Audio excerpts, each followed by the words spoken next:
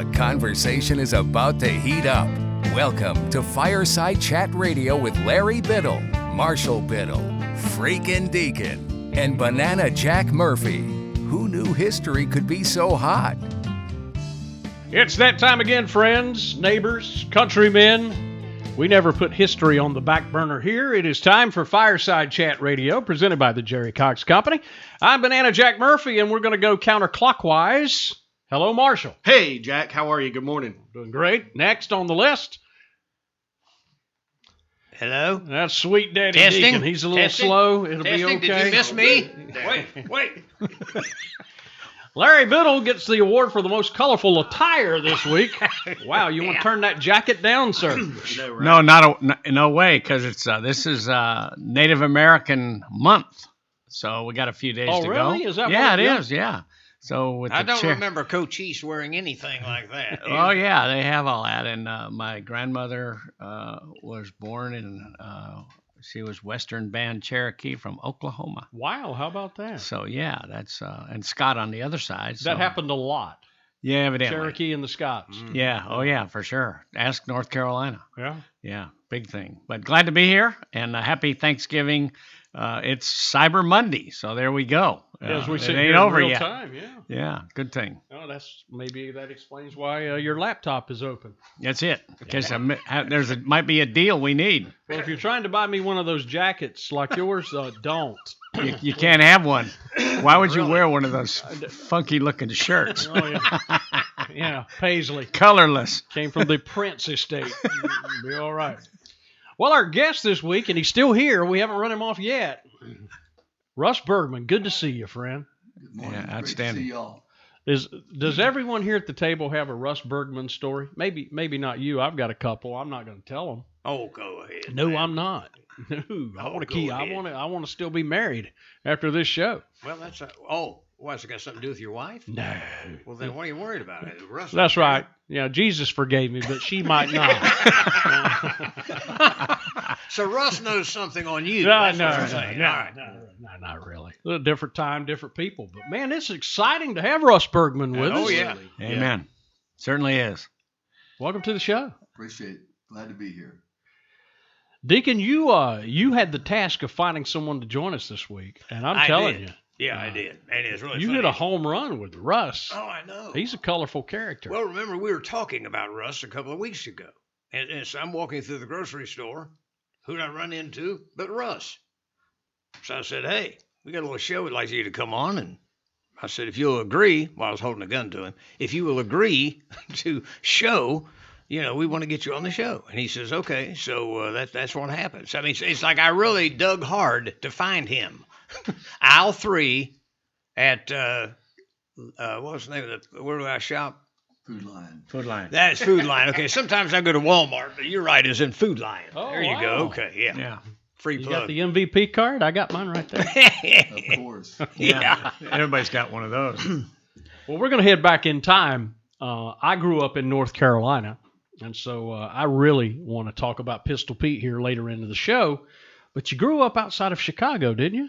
Actually, I grew up in central Illinois, Okay. right outside, about 35 miles south of the state capital, Springfield. Okay. All right. Well, you listen to WLS. And so I was wondering, you could hear it, and I guess in 38 states? Oh, yeah. And I listened easy. to it as a kid in North Carolina. Easy. Favorite radio station of all time. I think all teenagers in central Illinois, and of course, all of the upper state, too, in Chicago, listened to WLS because that played all the popular music at that time, and so you could get it anywhere in Illinois. So it didn't matter where you were, you could turn your radio on, and WLS would come on, and you could hear the top 20 or whatever all the time. Yeah, and it's totally different than your local radio station. You know what I mean? No It just question. These guys were great. Yeah. The Dick Biondis, Ron Rileys, all these guys. Yeah, I John grew up- Reckers, Landecker. I grew up listening to Dick Biondi on WLS, who eventually came down to North Myrtle Beach. But also I grew up listening to Harry Carey on KMOX out of St. Louis. So I was a big Cardinal fan. And where I grew up, it was a real small area in Illinois, and you're either a Cardinal fan or a Cub fan. There was no in between.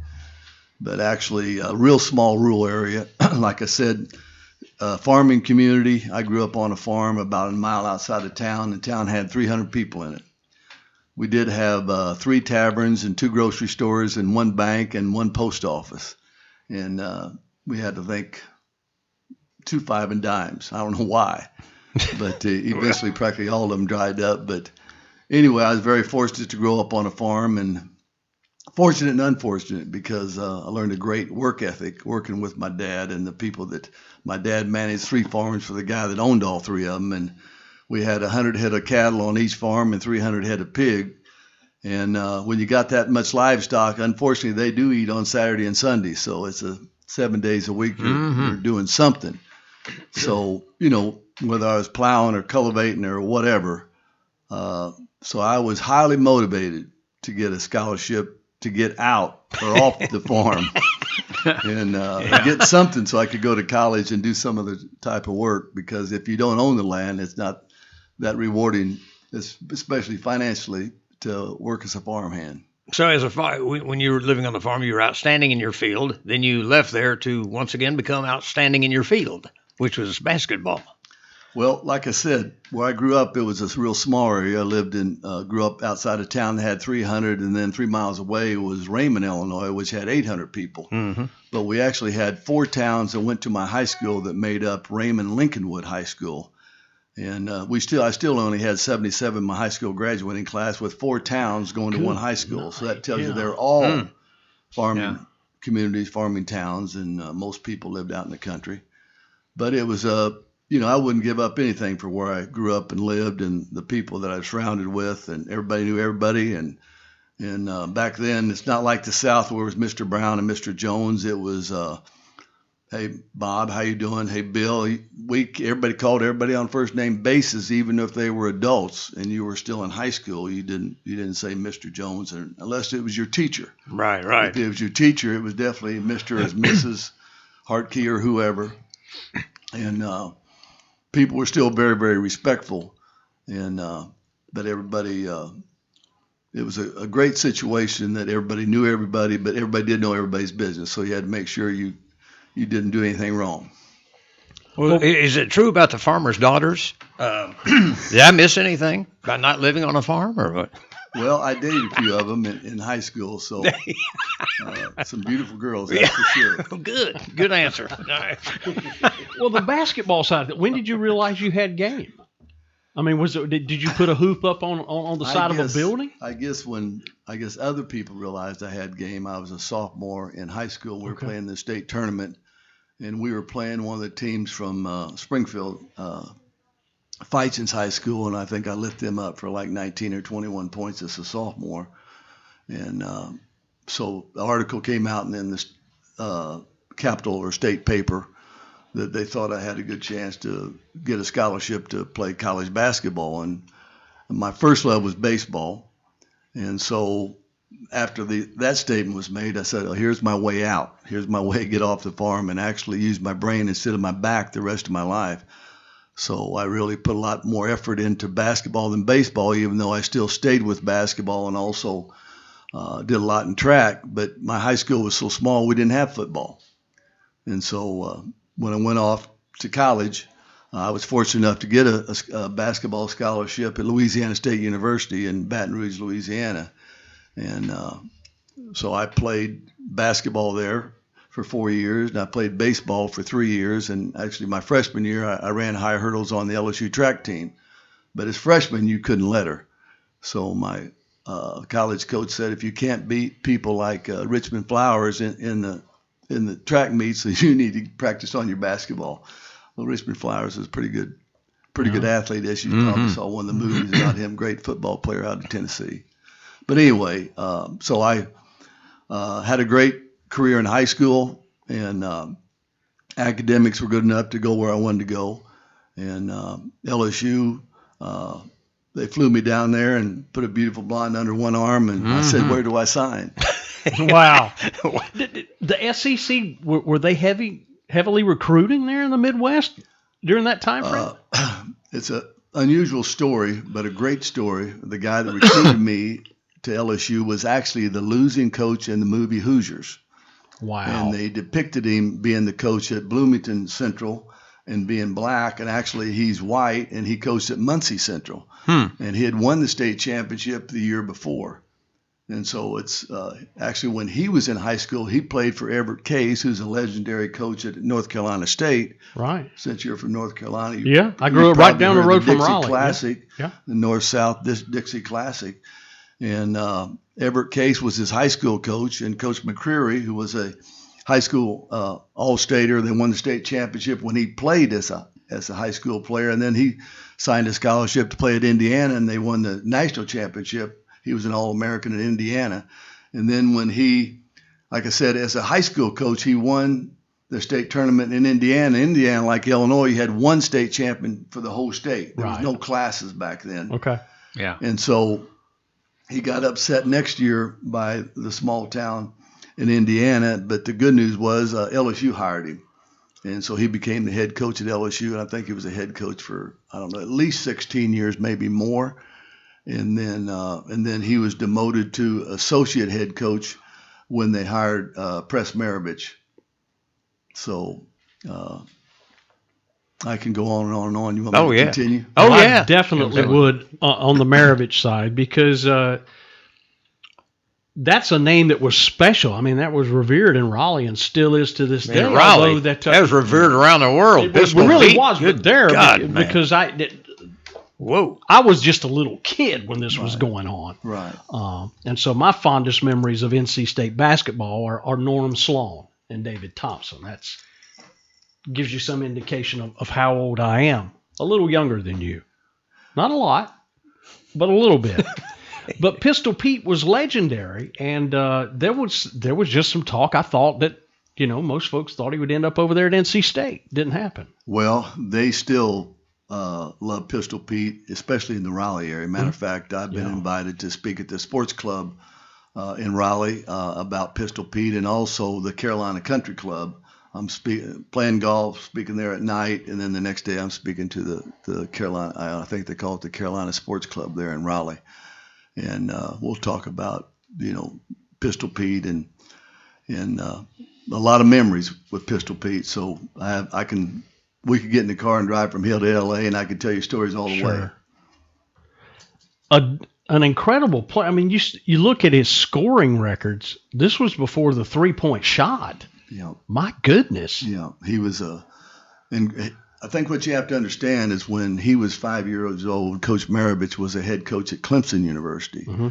And he got him hooked on outside goal at his house playing horse or pig, whatever it was, because Coach Maravich even told me the story myself when I was his assistant at Appalachian State University for 3 years. But anyway, he felt like when Pete got upset that he didn't beat his dad in that game of horse or pig, whatever it was, he said, well, I got him hooked. I got him hooked on the game. And so basically, Coach Maravich, as a college coach, took his son like a piece of clay and molded him into the type of player that he wanted, that he thought would be an unbelievable, great player to watch and would have a chance to play in the NBA, because Coach Maravich actually played for the original Celtics and played college ball himself, and was a legendary, athlete and basketball player himself, but not quite as good as his son, Pistol Pete. But here's somebody that has all this knowledge, and Pete had the God-given equipment from his mom and dad, and he just took that equipment and taught him. He's the one that started teaching him how to throw it behind his back, and they would stand there for hours and throw the ball behind the back, and then Pete would throw it all behind his back off the wall, and then he would make him dribble outside when it was raining in the mud puddle, so it made him a better dribbler. Mm-hmm. And of course, the story is true that he actually drove his car and had Pete on the other side sitting in the passenger seat, but had a basketball dribbling it out the window and keeping the ball going while he drove the car down the road. Good grief. And of course, at the same time, it's legendary in Clemson that Pete would go to the movie house. I guess they called it a movie house back when he was a kid anyway. Right, sure.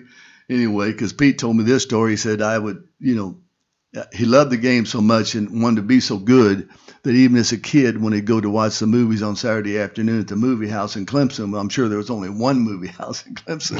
I bet so. He was dribbling the ball. He'd sit on the aisle and he'd dribble the ball while he was watching the movie in the aisle. Yeah. So he was continually trying to get better. And of course, he had an older half brother in Ronnie.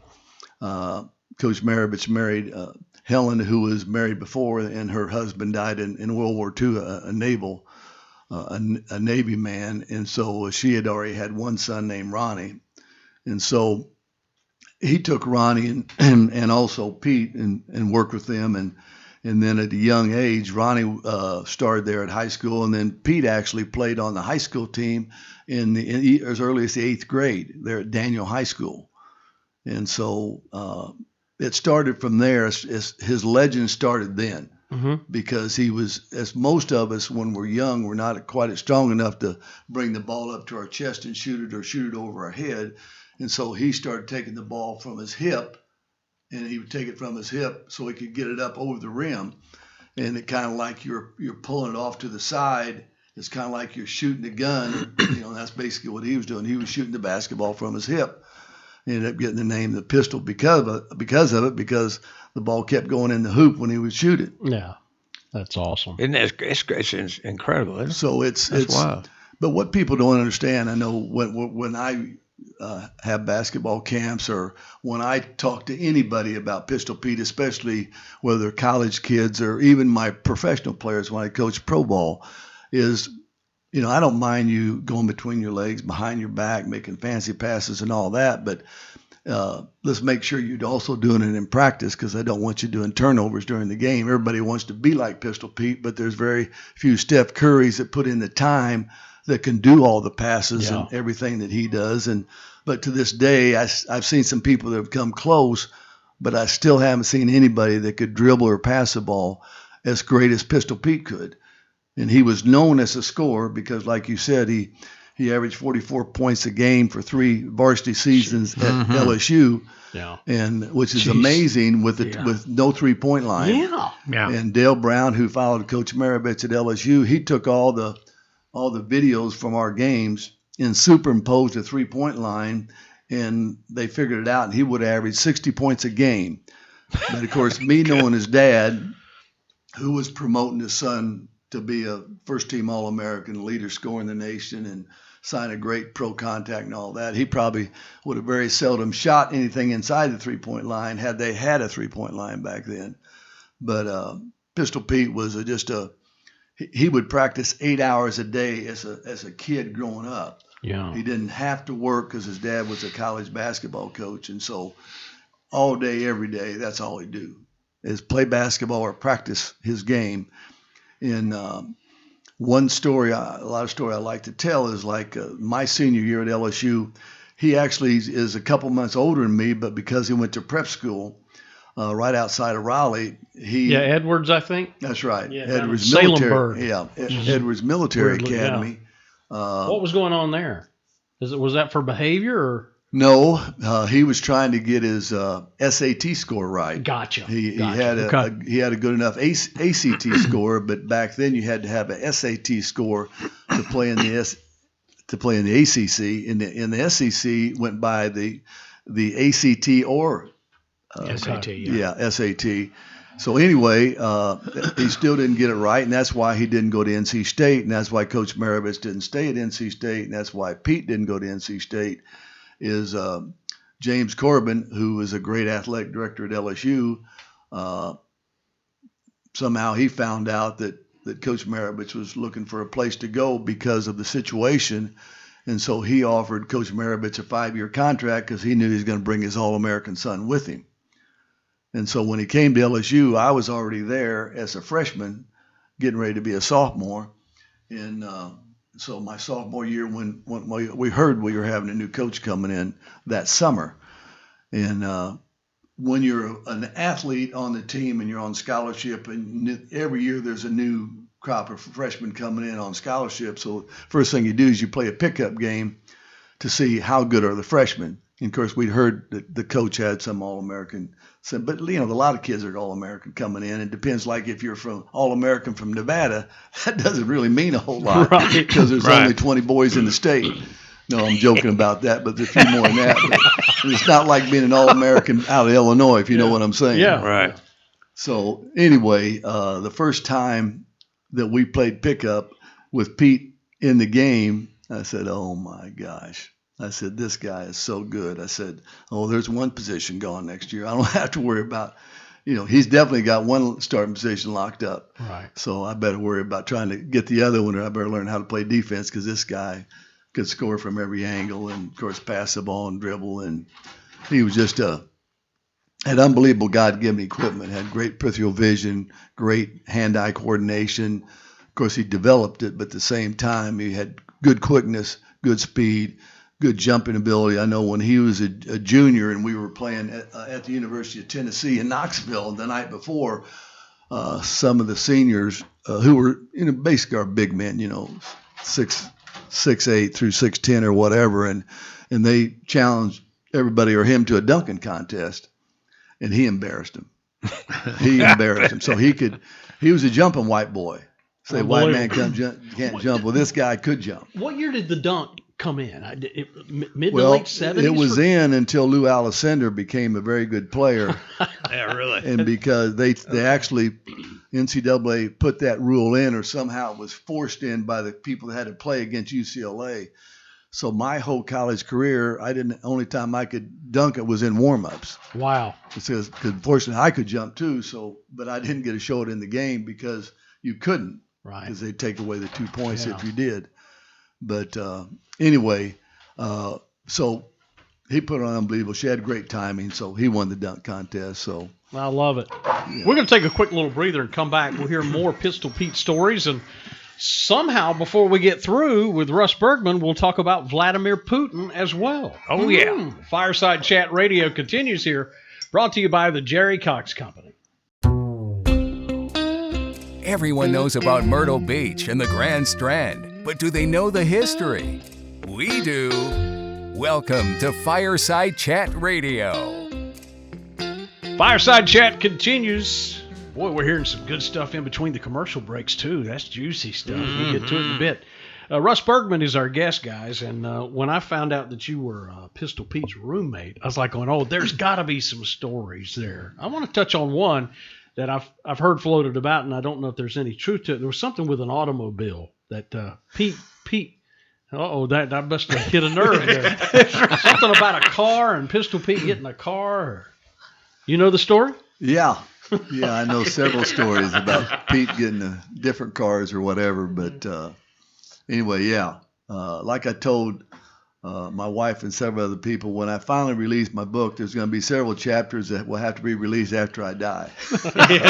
Yeah, there you go. But anyway, I don't know why, but when he was a sophomore and I was a junior, because I was, like I said, I was 1 year advanced to him in college because he went to a year prep school.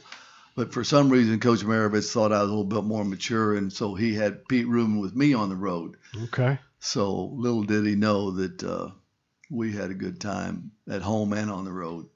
But anyway, the one story, in college you do a lot of things, especially during the off season. And the off season, during the season, you got certain rules you got to go by. You can't smoke, you can't drink, and we didn't smoke ever. But during the off season, with the drinking age being 18 down in Louisiana at that time, it was very tempting to drink a beer, and most college students do, and we were like no other college students. Sure.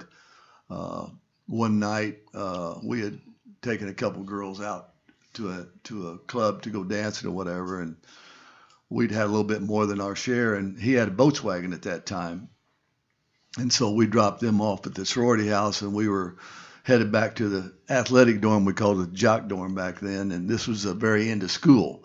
This was right before we actually flew home.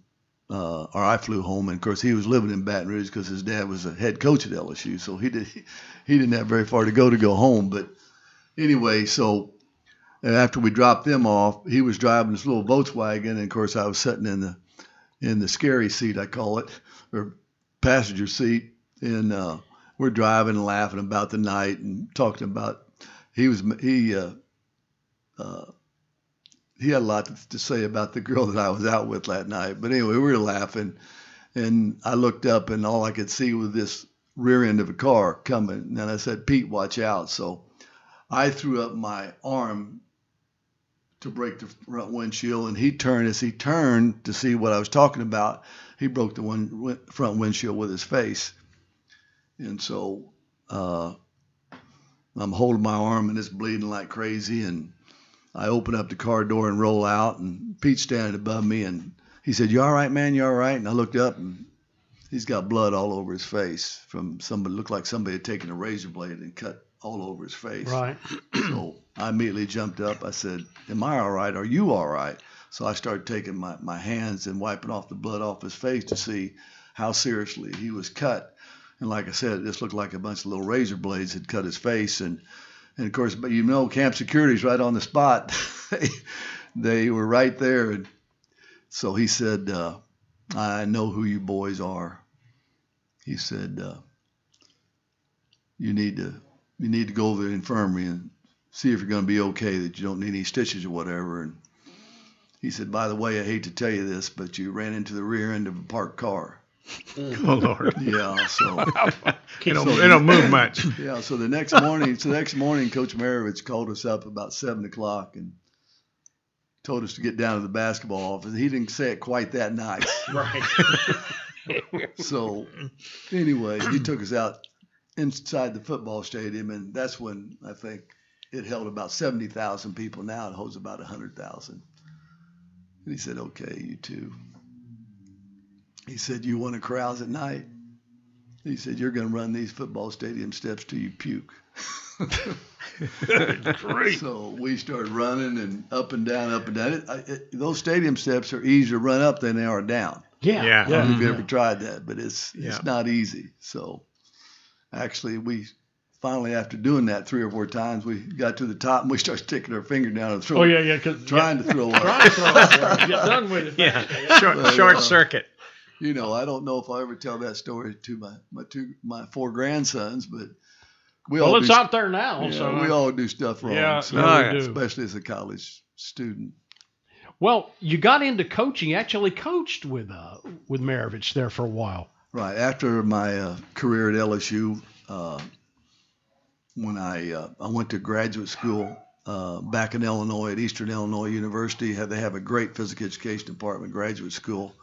And actually, I got a graduate deferment because when I graduated from LSU, I was in ROTC and became a second lieutenant in infantry. Mm-hmm. And I went down to pick up my orders after graduation, and I said, "Oh man, here I go. I'm going to go straight to Fort Benning, straight to Nam, because Vietnam, of course, was hot, and my brother had already been in Nam as a naval officer taking care of the Marines because he had a medical background, putting people to sleep before their operations, and so he'd come back and told me a lot about Vietnam, what was going on. And of course, he was taking care of the Marines that were all shot up.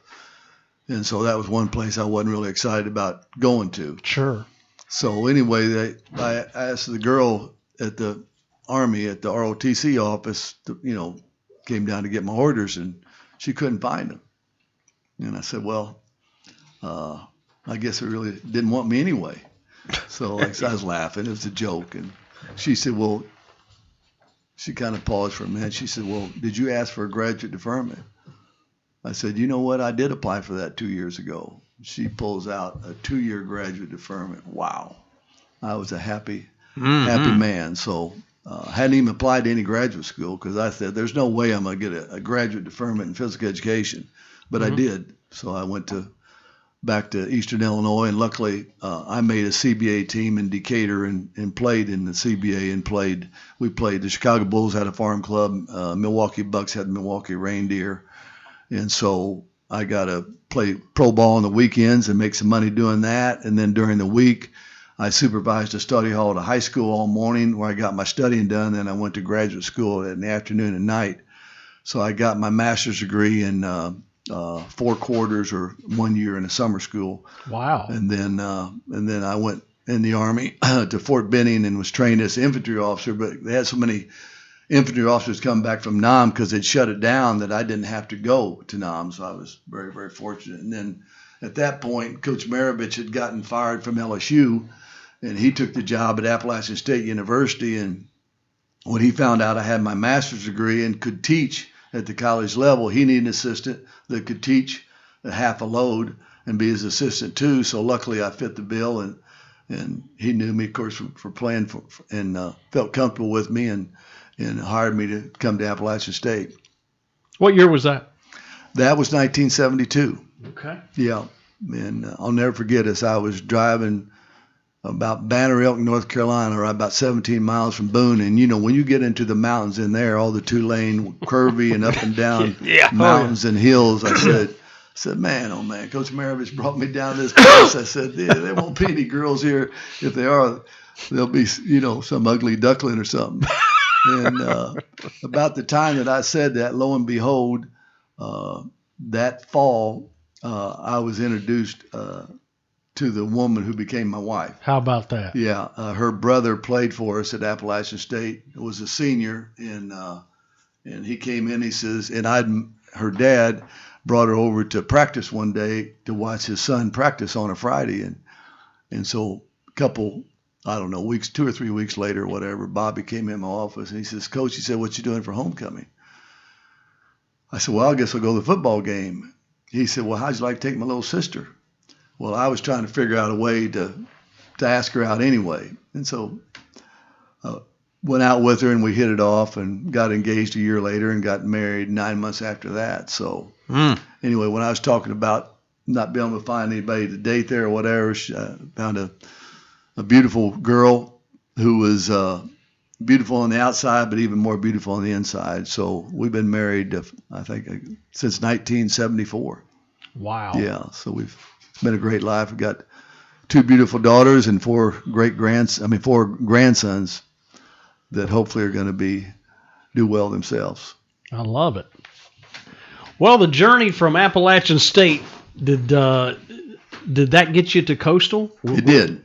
It did. Thinking that might have been the logical jump. Our 3rd year there, Coach Maravich basically resigned before he got fired, and I actually took over because he resigned in the middle of the year and turned it around. But they ended up, right before I turned it around, they had hired Bobby Crimmins. So we beat the number 1 team in the Southern Conference in East Carolina, and here I thought, okay, I got a great shot at keeping the job. But unfortunately, they'd hired Crimmins the night before. So here I am, having been married a year, and I'm out of a job. Wow. So I was fortunate in getting the Coastal Carolina job that summer. Had you ever been to Myrtle Beach prior to that? One time, Ann and I had come down to North Myrtle Beach for the weekend, and other than that, I never heard of Coastal Carolina when they when they told me there was a job opening here, and then when I heard the job was opening, you know, I asked the coaching rumors, and they said, "Oh, that job's already been filled." They're not filled, but they're already going to hire this guy. So I called up Dr. Singleton to see if it was still open. He said, "Yes, sir." He said, "Just send your resume in, and we'll take a look at it." And luckily, I got an interview and got the job. Now, Larry, you were over at Coastal Carolina about this particular time in history, weren't you? Yeah.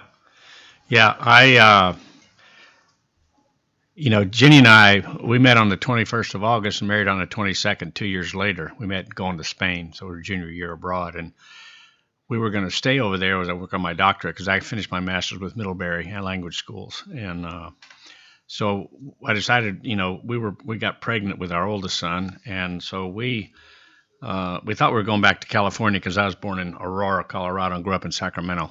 So I'm a Westerner. And so, when we hit New York Harbor, no one flew to Europe in those days. I mean, it was 500 to cross on a ship and 3,000 to fly. So we crossed 4 times all on ships. But anyway, so we brought a steamer trunk and stuff, and we got to New York Harbor, and I had a cablegram from Tom Eady at Conway High School who said, "Have an opening. Spanish teacher's gone to Venezuela," who was Jenny's Spanish teacher, would like to hire you, or would like to talk to you about Spanish. So I said, "Well, I'll take the Spanish job," and also for no pay, I coached basketball and baseball as an assistant. I said, "Well, I can, I played all that stuff, so no problem." Anyway, and coached it.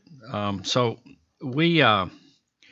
Middle of the year, Tom Eady decides he's going with Jostens, the ring people, right? And so Dick Singleton calls me and he says, listen, would you come to Coastal? I said, well, I don't know. I kind of like the high school. Plus, they were telling me that we're going to catch up with the North Carolina salary average next year. And I was going to get a coaching supplement. So that's the latest thing. And so Dick Singleton says, well, I don't care what that's going to be. If you'll come to Coastal, I'll double that. Easy. So I went to Coastal, and that was started in summer school in Myrtle Beach High School with no air conditioning and those windows that, stuck out. That was it, nothing else. And so started that fall of 65 or 6, I guess it was. And basically did all kind of stuff. I was doing everything. I said, well, I'll coach because Dick was doing some coaching a little bit, and I said, well, I can. I played a lot of basketball in high school. I went to St. Mary's College of California, so that's the Gonzaga person or rivalry. Yeah. And so I said, well, I can do that, and we. I remember we were one of the big challenges with basketball at the time, Russ, is we had no gym. I was in the second building where the Athenaeum is, Athenaeum Hall. That's a challenge. Yeah. So, we couldn't even get a gym till 9:30 because the high schools had to finish. So we played at Socastee, Conway. We played at Myrtle Beach, and I had John Plunkett, who was a player from Georgetown. So John is a hell of a player. I mean, you never see anybody that could weave through traffic like he could. And anyway, so we'd finished practice at 11. He's got to go to Georgetown and come back for an 8 o'clock class. I said, this is not working too well. And so by that time, I told Dick, I said, look, we got to get a gymnasium at Coastal. I said, so we took an old backboard, painted it white with black letters, Coastal Carolina Coliseum, stuck it in the ground, found a shower head, stuck that in the ground, found a piece of a locker, stuck that in the ground, lined up the players and said, the site of our new Coliseum. Bad choice of words, Russ. We had that thing for 30 years, but we should have called it a gymnasium. But it was the cat's meow for the regional campuses at the time, big time. And so that's what we had, and that's all we had. But it was tough to play in there, boy. The crowd was right on you. And you even had the tartan floor, remember? We had the tartan, first one that had tartan floor, and probably the Galaxy, I don't know. Yeah. Latest and greatest, and it was great times. And still is, those memories like yours are powerful steps on the way up. That's right. Yeah, good stuff. So what was your first year coaching as the Chanticleer head coach? Well, I have I call it a man's room or a tiger's den, whatever, in the Frog or family room over the garage at my house right now. And I have a plaque up on the wall that my first team at Coastal Carolina gave me after the season was over with. And it said, Coach, we may not be the best team you've ever coached, but we'll always be the first. And so anyway, we put together some players. And I know the coach before me, they had won 6 games a year before. And of the 6 wins, they dropped 4 of those teams off the schedule. So we had a very difficult schedule, and we ended up going 10-16, and we thought that was a great year. And we got it started that way, and then gave me a chance to really get out and recruit. And then our second and third year, we won 20 back-to-back and got beat for the championship to go out to Kansas City to the NAI. We were NAI at that time. Mm-hmm. But I was very fortunate at Coastal. I had a lot of people like Larry Biddle and people that welcomed me with open arms, and the academic side of Coastal, really did everything trying to help our athletic department, help our basketball program and baseball and all the other sports. So, it was a great situation because I got to build the program from scratch more or less because we'd just gone NAIA. So, and of course, as you well know, in my 19-year career there, we went from NAIA to Division II to Division I, and I had a lot of losses on my record from that transfer from NAIA to Division II, and then from Division II to Division I. Because I know when we were playing Division II, we played the team out of Virginia Unions of Division II, and they had an unbelievable future NBA player. So some Division II teams in the nation are a lot better than Division I. So anyway, it turned out to be a great move for me, and so I had some opportunities to leave Coastal, but things kept getting better every year with the higher level that we were participating in, and so I stayed there for 19 years. Making it to the big dance, that was huge for the program.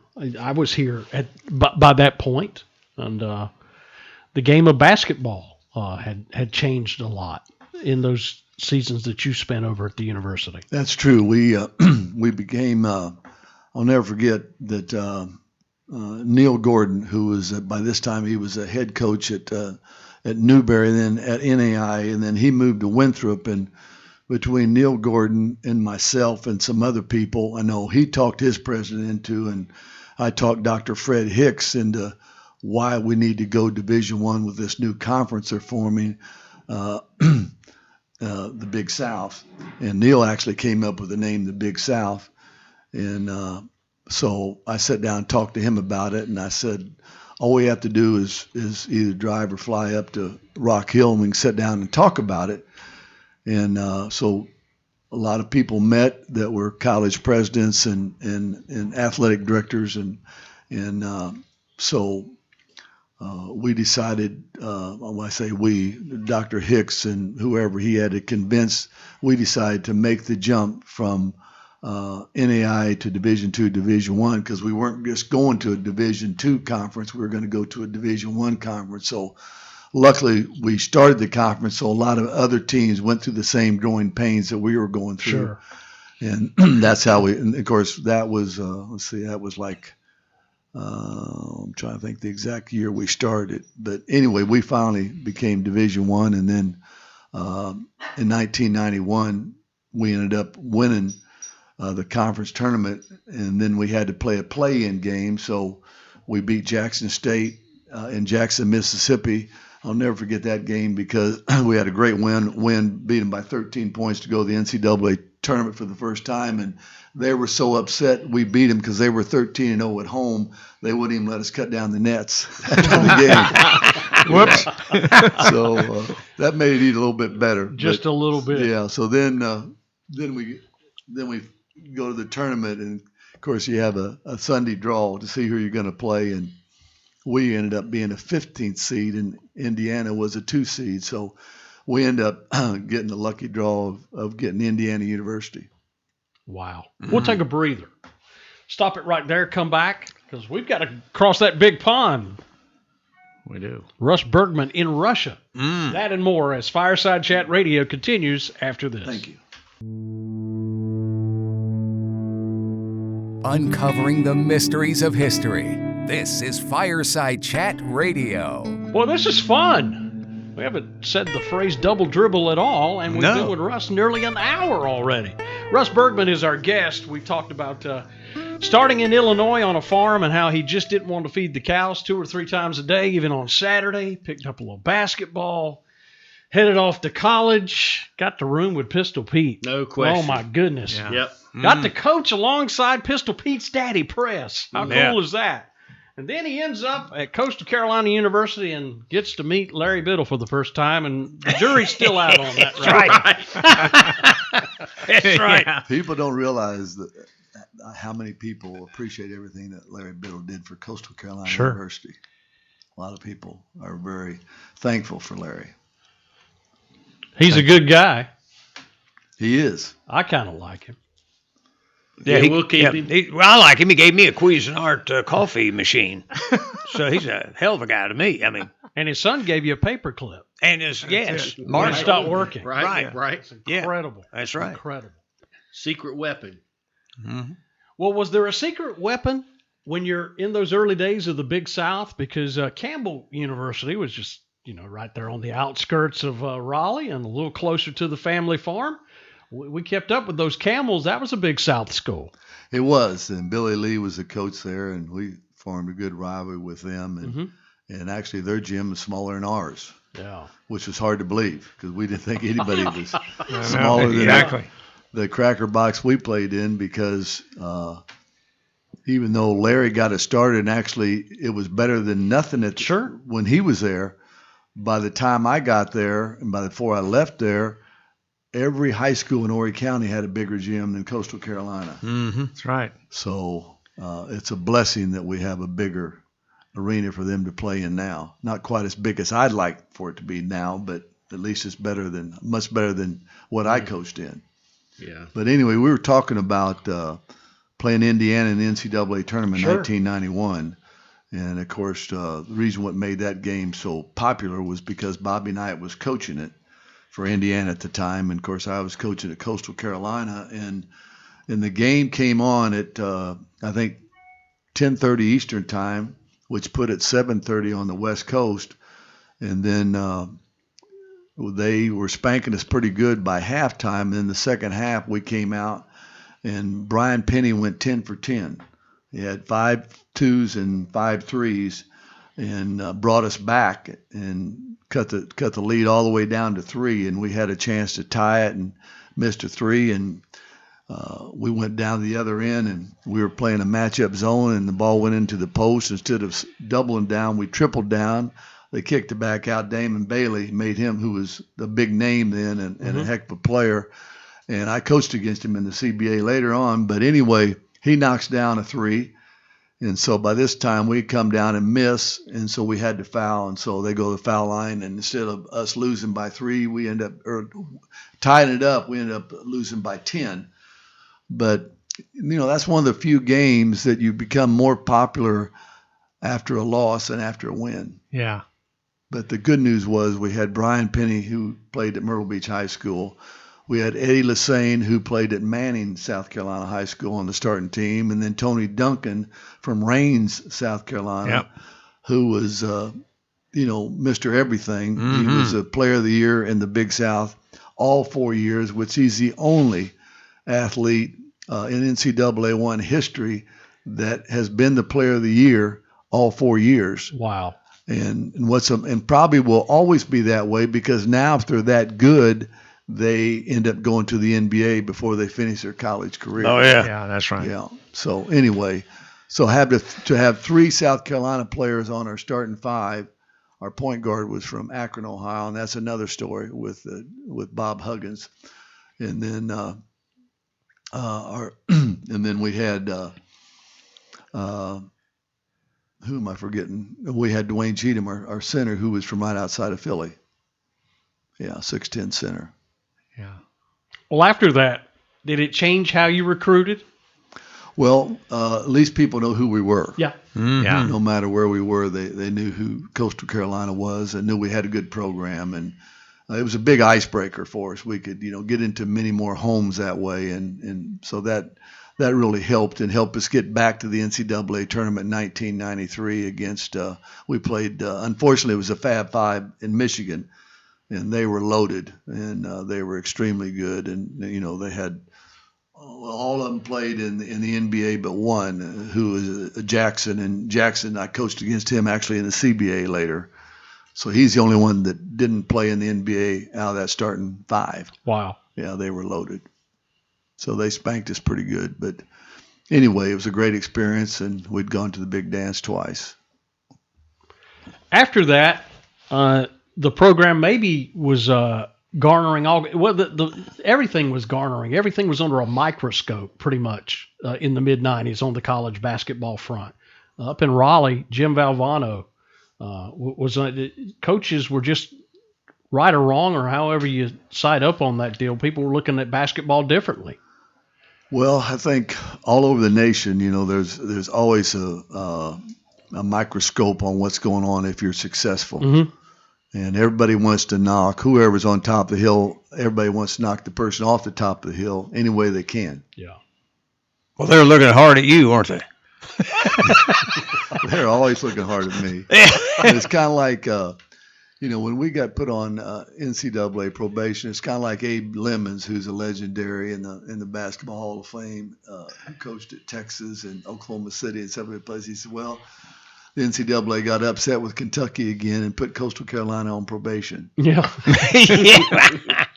But, it's for sure, me and my assistants, we had done some things wrong and had to pay the price for it. But at the same time, if the NCAA goes into, I would say 90% of the schools, they will find a lot of things that they're doing wrong. Well, now what about this kid? Because the NCAA manual that has the rules has so many rules you can't keep up with them all. Sure. I was ready to say, yeah, and I know you recruited this kid out of Africa, wasn't it? Yeah. And that's kind of where this thing started with Acha. Yeah. Yeah, and I mean, I don't understand that. I mean, I know rules are rules, but you're trying to help these boys, and of course now you can't help anybody. Everything's so strict. But I look up to you for your actions when it came to that. Helping with flights and all this kind of stuff out of your pocket. Yeah. Well, I did some things right, but like I said before, I own up that I did some things wrong, and my assistants did some things wrong. Some of the things I didn't know about. Right. But, when you're the head coach, it's just like your own children. And when they go out and get in big trouble, it's not your fault, but you're responsible because you're the parents. It's kind of like when you have, whether it's players or assistant coaches that do something wrong, you can't watch them 24 hours a day all the time. And so anyway, live and learn. Mm-hmm. Well, we're going to head across the big pond, but we're not going to have time to do it on this particular edition. Oh, gee, I hate hangers. Well, I don't want to get into it. I mean, we do have a couple of more minutes, but, you being from West Virginia, I think Nick Nolte is from there.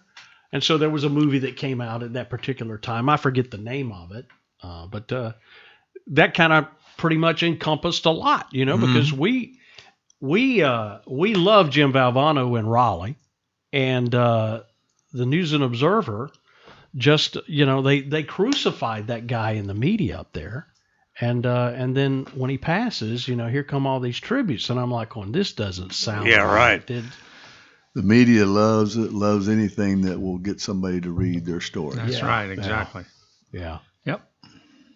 Well, now you've got a book coming out, right? And when the book comes out, I guess you're going to get right down to the nitty gritty. Well, I'm trying to, I'm putting all the different stories together. I'm trying to decide what I want to put in, what I don't want to put in. Sure. But, when I left Coastal Carolina, I luckily got a great job in the CBA, which is AAA basketball in Oklahoma City. And then I coached in Oklahoma City. I coached in Idaho 2 years, in Michigan 1 year.